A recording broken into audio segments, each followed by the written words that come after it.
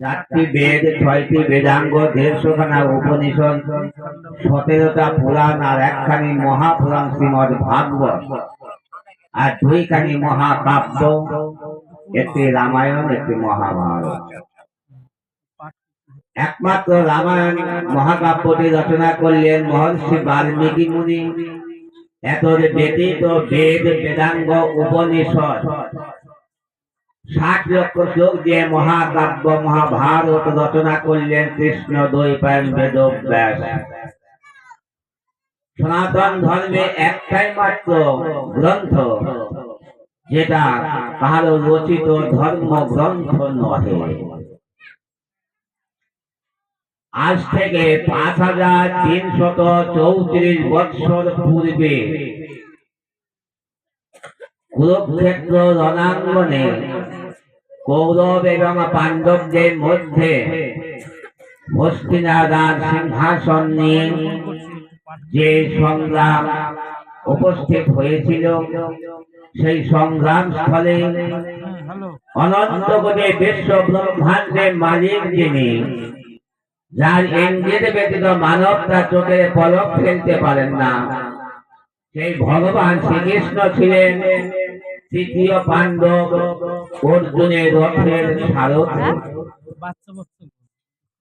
চৈতন্য চৈতামৃত বললেন, জ্ঞান কর্ম যোগ ধর্মে নহে কৃষ্ণ বশ, কৃষ্ণ বশ হেতু এক প্রেম ভক্তি রস।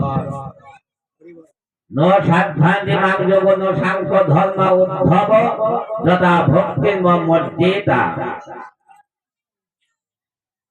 কতখানা প্রেম ভক্তি থাকলে তবে সেই ভগবানকে বশীভূত করা যায়। শ্রীমদ ভাগবতের 10ম স্কন্ধে ভগবান শ্রীকৃষ্ণ বললেন, আমি স্বরাট, স্বাধীন, স্বতন্ত্র, আমাকে কেউ বশীভূত করতে পারে না। আমি স্বাধীন, আমি পরতত্ত্ব, পরকাষ্ঠা, পরমেশ্বর। কিন্তু হে দেবর্ষি, আমি এক জায়গায় আমি পরাভূত, সেটা হলো একমাত্র আমার ভক্তের কাছে। ভক্তের কাছে আমি স্বতন্ত্র হয়েও পরতত্ত্ব, পরকাষ্ঠা, পরমেশ্বর, জীব হলো মুরলীধর হয়ে তার ঘরে আসতে আমি বাধ্য হয়েছিলাম। কার ঘরে এসেছিলেন গো ভগবান? মা যশোদার ঘরে। তাই বললেন, আমি একমাত্র ভক্তের কাছে আমি পরাধীন। তৃতীয় পাণ্ডব অর্জুন এমন এক প্রেম ভক্তি দ্বারা সেই ভগবান শ্রীকৃষ্ণকে বশীভূত করেছিলেন যে ভগবান শ্রীকৃষ্ণ এই অর্জুনের সারথ্যপন্ন করেছিলেন। কুরুক্ষেত্র রণাঙ্গনে যে 18 দিন ব্যাপী মহাসংগ্রাম চলেছিল, ভগবান শ্রীকৃষ্ণ অর্জুনের নির্দেশ মতো এই কুরুক্ষেত্র রণাঙ্গনে তার রথ পরিচালনা করেছিলেন। শাস্ত্রে প্রথমে বলে গেলেন ভগবান, আমাদের সনাতন ধর্মের মূল দলিলটাই হলো শ্রী গীতা। অষ্টাদশ অধ্যায় 66 নম্বর শ্লোকে ভগবান শ্রীকৃষ্ণ বললেন, 574টা শ্লোক ভগবান শ্রীকৃষ্ণের এই শ্রী গীতায়। একটি শ্লোক ধৃতরাষ্ট্রের, 41টা শ্লোক সঞ্জয়ের, 84টা শ্লোক সিদ্ধ অর্জুনের। 544 শ্লোকের মধ্যে সমস্ত শ্লোক নির্যাস করে সার তত্ত্ব বস্তুটুকু নিয়ে রাখলেন অষ্টাদশ অধ্যায় মোক্ষ যোগে 66 নম্বর কলমে। সর্বধর্মান পরিত্যাজ্য মাম একং শরণং ব্রজ, ইতি সত্যেন অহংকার সর্ব পাপেভ্যো মোক্ষয়িষ্যামি মা শুচ। অনেকে ব্যাখ্যা করেন যে ভগবান শ্রীকৃষ্ণ বললেন সর্বধর্ম পরিত্যাগ করে হে অর্জুন তুমি আমার শরণাপন্ন হও, আমি তোমাকে সর্ব বিপদ থেকে উদ্ধার করব। ইয়া গৌণ ব্যাখ্যা, বহিরাঙ্গ ব্যাখ্যা। শাস্ত্রের মৌলিক নির্যাস ভগবান শ্রীকৃষ্ণ অর্জুনকে বললেন, প্রথমত উল্লেখ ভাগবতী আলোচনাটা আধ্যাত্মিক জগতের, জাগতিক জগতের বস্তু নয়। আত্মতত্ত্ব উপলব্ধিতে না থাকলে ভাগবত তত্ত্ব তাদের মাথায় প্রবেশ করবে না। আমাদের এই যে 24.5 চন্দ্রে 24 তত্ত্বে পঞ্চম মহাভূতের ষষ্ঠ চক্রে সপ্তম দলে কৃষ্ণ ভজনে সুদুর্লভ মানব জন্মটি লাভ করেছি, মানব দেহটি লাভ করেছি। এই আত্মতত্ত্ব সম্বন্ধে যদি অবগত থাকে তার মস্তিষ্কে ভাগবত তত্ত্ব প্রবেশ করবে, নচেত নয়। ওই ভাগবতের গল্প শোনা হবে। তো অধ্যাত্ম বিদ্যা ভগবান শ্রীকৃষ্ণ বললেন, হে অর্জুন সর্বধর্মান পরিত্যাজ্য মামেকং শরণং ব্রজ, ইতি অহংকার সর্ব পাপেভ্যো মোক্ষ ইচ্ছামি মা শুচ। আধ্যাত্মিক তত্ত্বে বলছেন, হে অর্জুন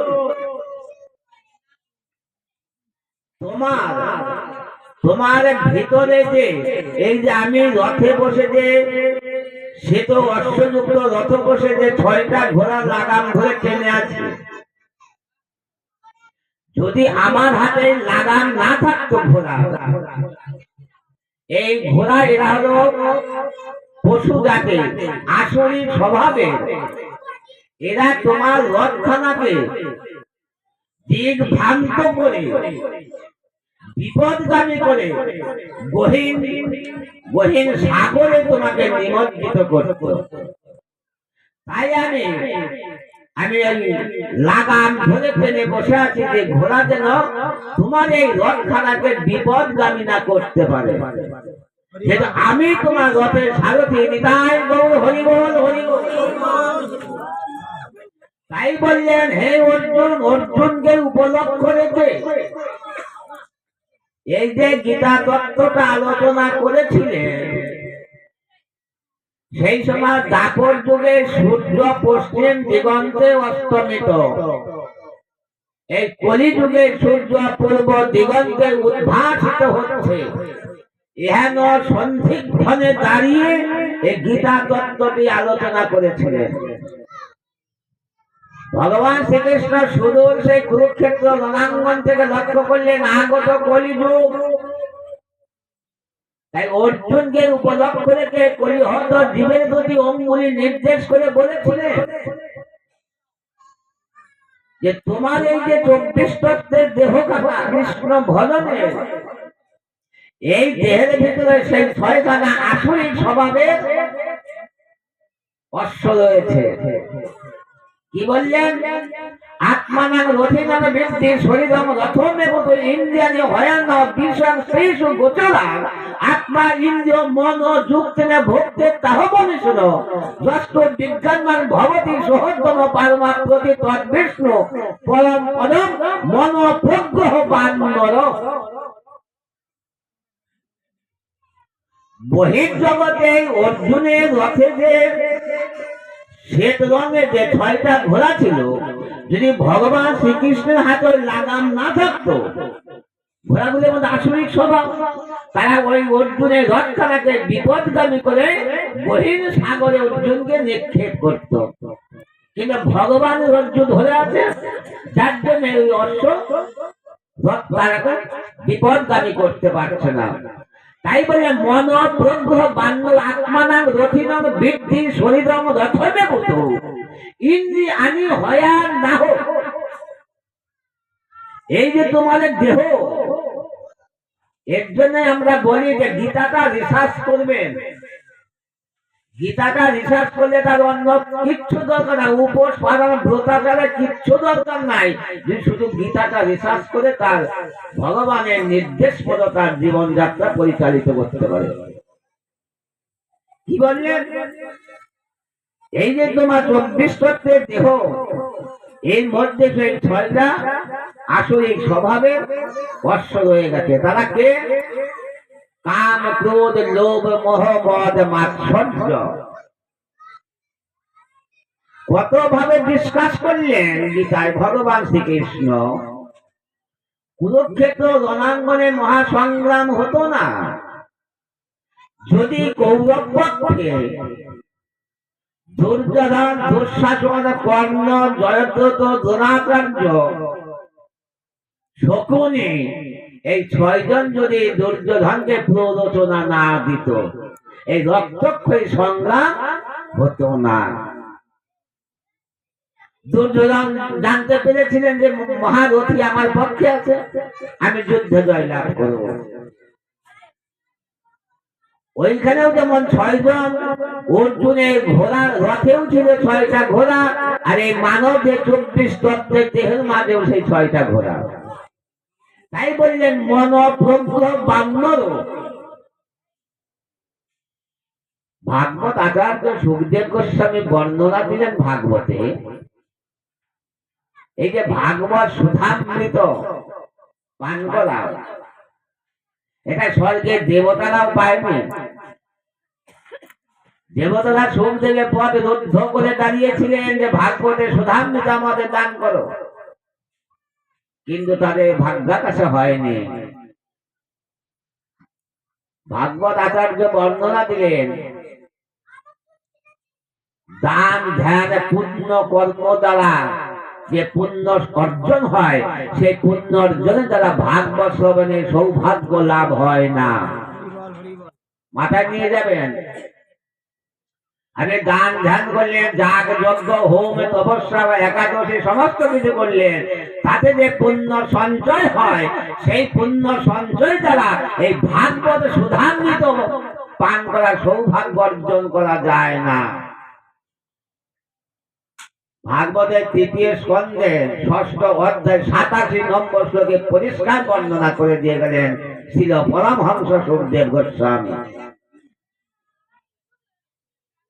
কোটি জন্মে যদি সাধু সংস্কার থাকে, ভালো করে মাথায় নেবেন, কোটি জন্মে যদি সাধু সংস্কার থাকে, ভক্ত সংস্কার থাকে, এই সাধু সঙ্গ ভক্ত সঙ্গ করে যে পুণ্য সঞ্চয় হয়, সেই পুণ্যের দ্বারাই ভাগবত সুধামৃত পান করা সৌভাগ্য লাভ হয়। নিতাই গৌর হরি বল, হরি বল। এটা বাঁকুড়া তো ওর জন্য উলুধ্বনি করে না। এই রসুলপুর মেমারি ব্যান্ডের নবদ্বীপ হলো অনেক করত। কি বললেন? তাই বলেন আত্মানাং রথিনং ব্যক্তি শরীরং রথম বেদুত ইন্দ্রি আনে হয়ান না হো। অর্জুনের রথের সারথি আমি হওয়ায় যেমন অর্জুনের রথ বিপদগামী হয় নাই, প্রত্যেকটা জীবের দেহে আত্মারূপে আমি বাস করছি, আত্মারূপে আমি বাস করছি। তাই বললেন এই কলিহত জীব, আমি যদি তোমার ওই ঘরে না থাকতাম, তাইলে যখন তোমার ওই ঘর থেকে আমি বেরিয়ে যাব, নিতাই গৌ হরি বল। অর্জুন যেমন তার প্রেম ভক্তি দ্বারা তার রথের সারথি আমাকে নিযুক্ত করেছে, তুমিও যদি আর যে আত্মারূপে আমি তোমার ভিতরে অবস্থান করছি, আমাকেও যদি তুমি তোমার এই দেহ রথের সারথি নিযুক্ত করতে পারো, বসাতে পারো, একদিনে প্রত্যেকের জীবনে ঘোর অন্ধকার অমানিসা রজনী নেমে আসবে। কেউ ভাববেন না যে এইভাবে দিন যাবে। সেই দিন দেখবেন স্ত্রী, পুত্র, কন্যা, পরিজন কেউ পাশে থাকবে না। তাই ভগবান শ্রীকৃষ্ণ বললেন, হে কলিহত জীব, আত্মারূপে আমি তোমার ভিতরে অবস্থান করছি, আমাকে যদি তুমি তোমার এই দেহরথের সারথি করতে পারো, অন্তিম লগ্নে সেদিন তোমার পাশে কেউ থাকবে না, আমি তোমার এই রথখানাকে আমি নিজে পরিচালনা করে সে আমার চরণ পথে নিয়ে পৌঁছে দেবো। নিতাই গৌর হরি বল।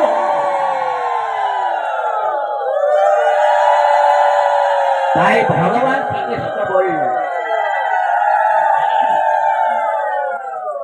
যারা প্রতিদিন গীতা রিসার্চ করেন, গীতা পাঠ করেন বা শ্রবণ করেন, দেখবেন সাংখ্য যোগ থেকে ভগবানের শ্লোক আরম্ভ হলো। প্রথম অধ্যায় বিষাদ যোগে ভগবান একটি শ্লোক নেই। ভগবান শ্রীকৃষ্ণ অর্জুনকে বলছেন, হে অর্জুন, তুমি যুদ্ধ করো, যুদ্ধ করে শত্রুগণকে পরাজিত করো, শত্রুগণকে পরাজিত করে বিশাল রাজত্ব ভোগ করো।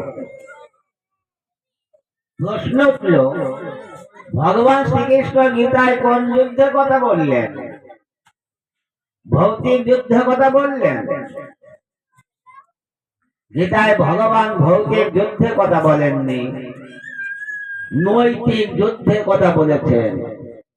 শত্রুগণকে নিধন করতে বলেননি, শত্রুগণকে পরাজিত করতে বলেছেন। এই যে ঘর, এই ঘরের ভিতরে 6 জন শত্রু আছে, কাম, ক্রোধ, লোভ, মোহ, মদ, মাৎসর্য,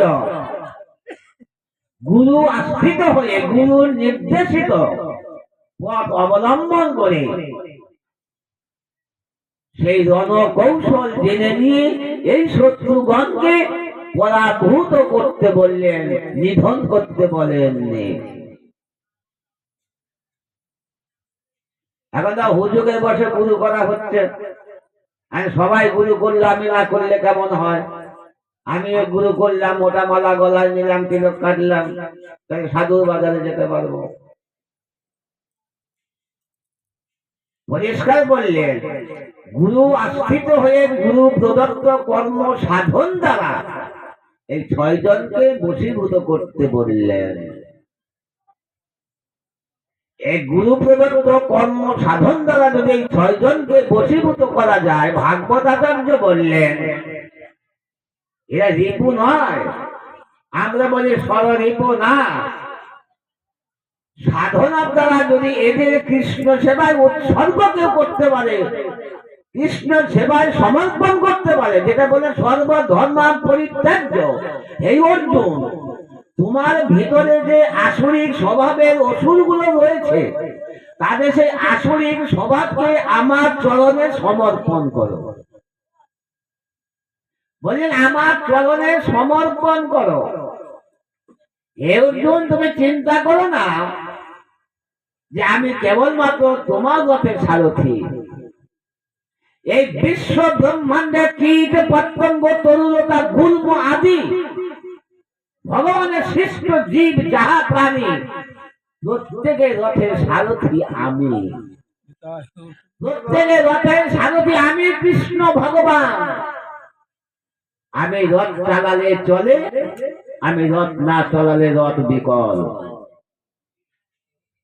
যেদিন ওই রথ থেকে আমি নেমে পড়বো, সেই দিন ওই রথ ওখানে বিকল হয়ে যাবে। তাই বললেন, তোমার ভিতরে সেই আসরিক স্বভাব যে অসুরগুলো বাস করছে, তাদের আমার চরণে সমর্পণ করো। আমি তোমাকে সর্ব পাপ থেকে উদ্ধার করে আমার চরণ পথে নিয়ে যাব। এটাই হলো শ্লোকের তাৎপর্য। তো গীতা, এই যে মহাভারতের যুদ্ধ কৌরব এবং পাণ্ডবদের, কতদিন এই যুদ্ধ হয়েছিল? কি কৌরব পাণ্ডবদের মধ্যে যুদ্ধটা কতদিন হয়েছিল? এই বেতালনে এখন আসে আমার কমে গেছে। বেতালন আমার মাসে 25 দিনই বেতালনে কাটতো। আর এই কথাটা নাহলে লক্ষ্য বলে বেতালন করণীতে বলে গেছে। 18 দিন কুরুক্ষেত্রে যুদ্ধ চলেছিল কৌরব এবং পাণ্ডবদের মধ্যে। 18 দিন পর এই কুরুক্ষেত্রে এহেন মহা সংগ্রাম সমাপ্ত হয়ে গেল। ভগবান শ্রীকৃষ্ণ বললেন কুরুক্ষেত্র থেকে, হে কলিহত জীব, কুরুক্ষেত্রে এহেন মহাসংগ্রাম মাত্র 18 দিনে সমাপ্ত হয়ে গেল, কিন্তু প্রত্যেকটা জীবের হৃদয় ক্ষেত্রে যে দিবারাত্র যুদ্ধ চলিতেছে, সেই যুদ্ধের কি কোনো বিরাম আছে? এখানে যে মায়েরা বাবারা আছেন বলতে পারবেন যে বুকে হাত দিয়ে তার ভিতরে কোনো যুদ্ধ চলছে না? চৈতন্য ভাগবত বললেন, রাত্রিতে সুষুপ্তি দ্বারা আচ্ছাদিত হয়ে নিদ্রার ঘরে অচৈতন্য হয়ে গেলেও এই হৃদয় ক্ষেত্রে সেই যুদ্ধ চলিতেই থাকে, এই যুদ্ধে বিরাম নেই। জাগতিক জগতে অনেক বৃদ্ধা মাতা বৃদ্ধ পিতা সাংসারিক জ্বালা যন্ত্রণায় অতিষ্ঠ হয়ে অনেক সময় বলে, ঠাকুর এত কষ্ট চাইতে মরে গেলে বেঁচে যেতাম, বলে না? এত কষ্ট চাইতে মরে গেলে বেঁচে যেতাম।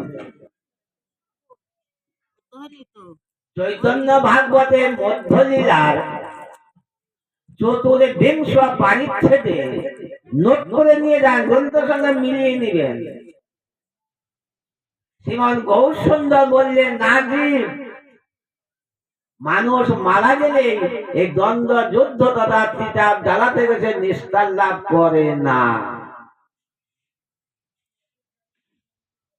জন্ম মরণ চক্রে এই অনেক জগতে তার গতাগতি যতদিন থাকবে, তার তিতাব জ্বালাও ততদিন থাকবে। একমাত্র গুরু আশ্রিত হয়ে গুরু প্রদত্ত কর্ম সাধনা দ্বারা যদি সেই গুরু কৃপা লাভ করতে পারে কেউ, আর এই গুরু কৃপা লাভ হলে আমার গোবিন্দ তখনই তাকে প্রেম ভক্তি দান করেন, তার পূর্বে নয়।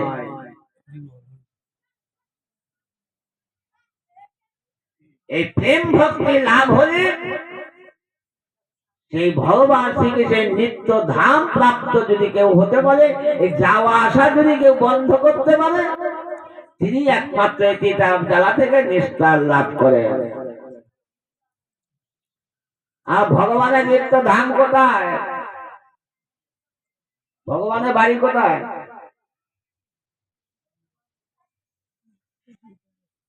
গীতার ৫দশ অধ্যায় ৬ষ্ঠ নম্বর কলম দেখবেন, বাড়িতে গিয়ে শোয়ার আগে গীতা খুলে দেখে নেবেন।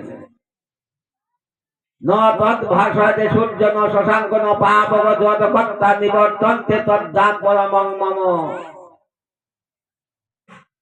চন্দ্র সূর্য অগ্নি যাহা প্রকাশে অসমর্থ, হে অর্জুন, যে স্থানে আশ্রয় লইলে জীবকে পুনরায় তিতাব জ্বালা জড়িত সংসার আসিতে হয় না, তাহাই আমার নিত্য ধাম। সেই নিত্য ধাম প্রাপ্ত হতে হলে গুরু আশ্রিত হয়ে গুরু প্রদত্ত কর্ম সাধন করতে হবে। আশ্রয় করিয়া ভজে তারে কৃষ্ণ নাহি তেজে।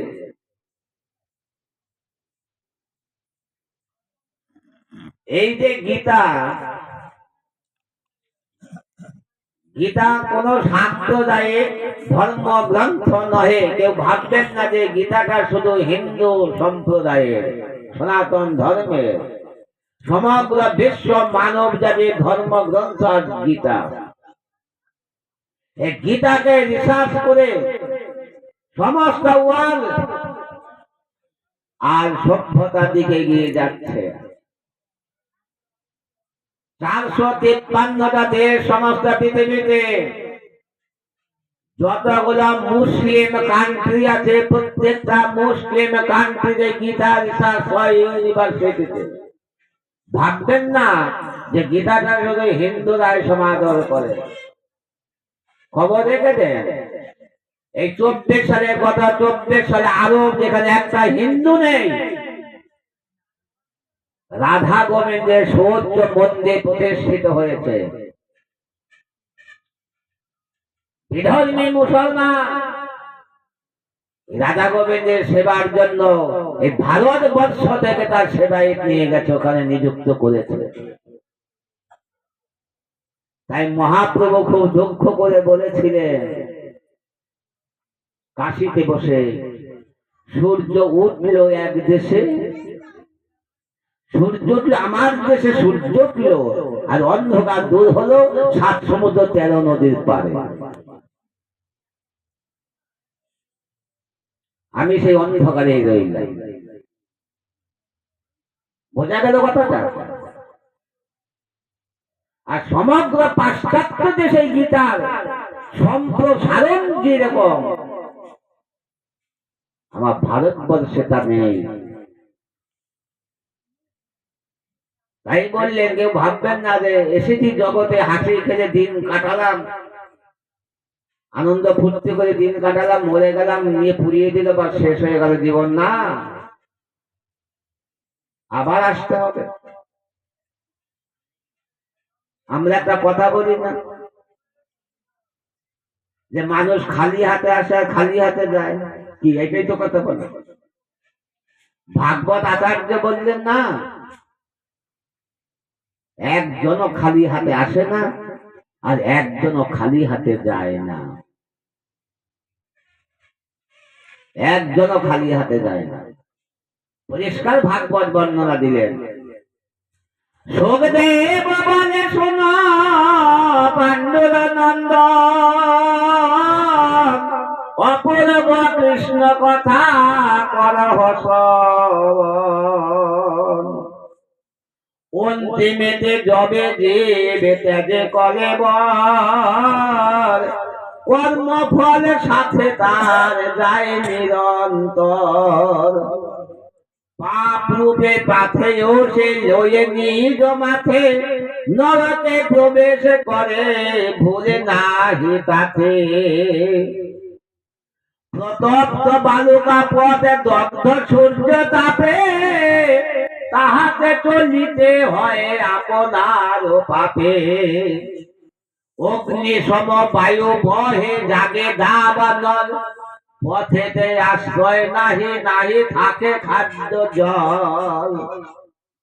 চলিতে শক্তি নাই তবু সেই জন, যমদূত ভয়ে করে পথ পর্যটন। এই রূপে ক্রমে ক্রমে নগর হয়ে পার, ক্রমে উপনীত হয় জমের আগার। ভয়ঙ্কর সেই জনপুরে হয়ে ভয়াবহ, পাপীরা যন্ত্রণা সে তা ভোগে অহরহ। এইভাবে নরক ভোগের পরে সেই মূঢ়জন কুকুর শৃগাল রূপে করে জন্ম গ্রহণ। এই রূপে ক্রমে ক্রমে পাপ হলে ক্ষয়, পুনরায় সেই জন মানব জন্ম লয়। বোঝা গেল?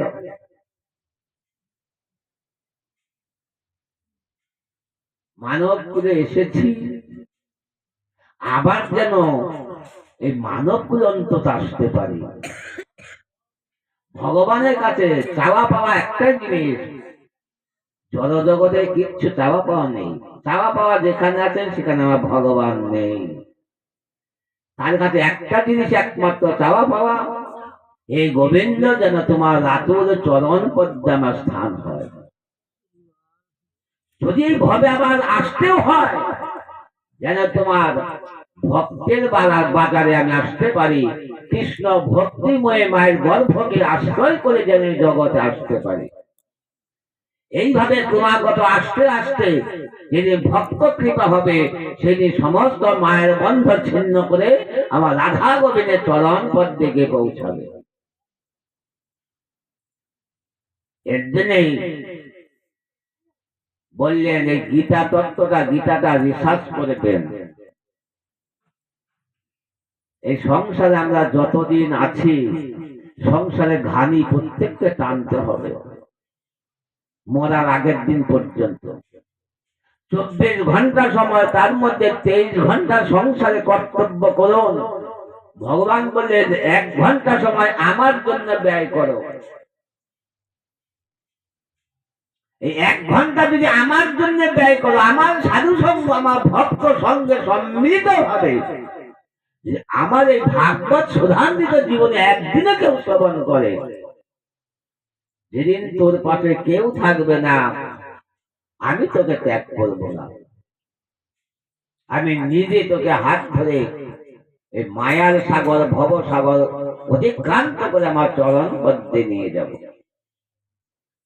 তাই গীতাটা রিসার্চ করবেন, আপনি বুঝুন না বুঝুন, এখন বর্তমানে লেখাপড়া জানে না, এই সংসার এখন নাই, প্রত্যেকটা ফ্যামিলিতে প্রত্যেকটা লেখাপড়া জানে। আপনি বুঝতে পারেন না পারেন, উচ্চারণ সঠিক হোক না হোক, প্রতিদিন অন্তত 2 লাইন করে একটা শ্লোক গীতাটা পাঠ করবেন। সারাদিনের সময় যদি নাও পান, বিছানায় ঘুমাতে যাবার পূর্বেও কাপড়টি ছেড়ে একটু শুদ্ধ কাপড়ে পরে 2 লাইন পরে শুয়ে পড়বে, ভগবান তাকেও পার করবে, আবার একটা সুযোগ দিয়ে অন্তত মানব খুলে তাকে পাঠাবে। এই গীতাটা এমন একটি বস্তু, এটা খেলনা জিনিস নয়। জয়নি তাই